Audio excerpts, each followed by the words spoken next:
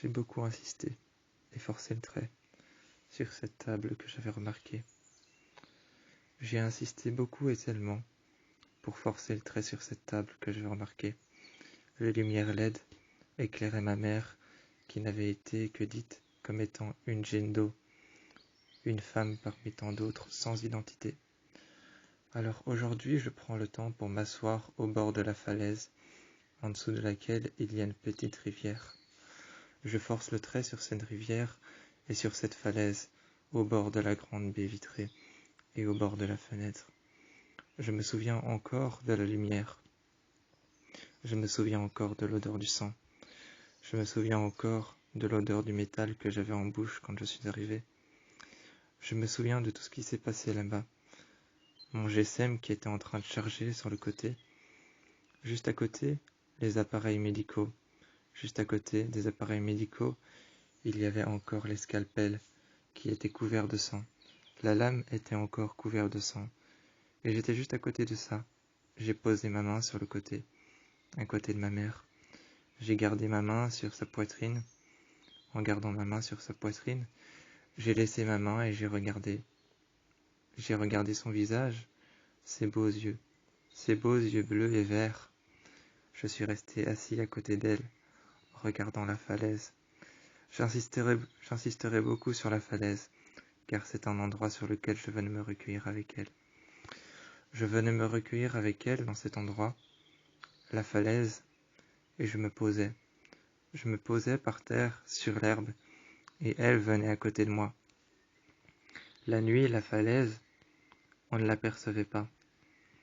On n'apercevait pas la falaise la nuit, alors on se posait là tous les deux, et on avait l'impression d'être seul au monde. On entendait les rivages et la rive de la rivière qui passait en dessous. En dessous de la falaise, on entendait la rive et les rivages. Moi, j'arrivais à ressentir les moindres sensations de l'érosion. J'arrivais à ressentir les moindres sensations du vent, de l'érosion et de la terre qui était en train de se fissurer en dessous de mes mains. De temps en temps, je mettais mes mains et mes bras tendus au bord de mon corps et je serrais le poing. J'arrivais à ressentir la terre qui bougeait, qui tremblait, l'érosion, le vent. J'arrivais à sentir le sable qui parcourait les terres en dessous de moi. Et je restais assis avec le sable qui parcourait les terres en dessous de moi et qui était juste en dessous de la petite rivière qu'il y avait en bas de la falaise. Ma mère dormait et se resserrait et se remettait un peu plus contre moi. Je me souviens de tout ça quand j'ai mis ma main sur son cadavre. Quand j'ai mis ma main sur son cadavre, sur son épaule, je me suis souvenu de tout ça, regardant les LED et la lumière qui était en train de m'éclairer. La lumière qui était en train de m'éclairer était plus forte que je ne pensais. Je regardais cette lumière et j'avais le goût du sang en bouche, le goût du métal, le goût du fer.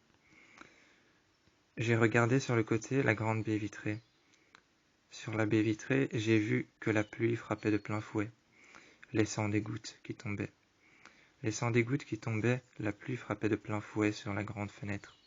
À côté, la baie vitrée, je voyais les sapins qui étaient envahis et les arbres qui étaient envahis eux aussi par un grand nuage blanc.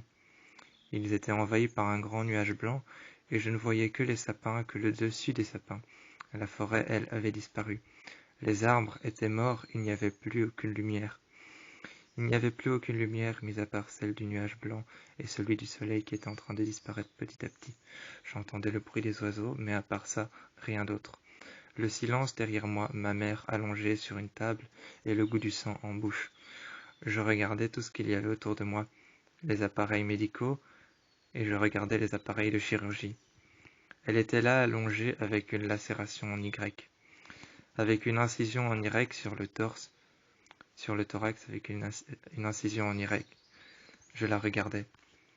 J'ai passé ma main le long de la cicatrice et de l'incision en Y sur son corps.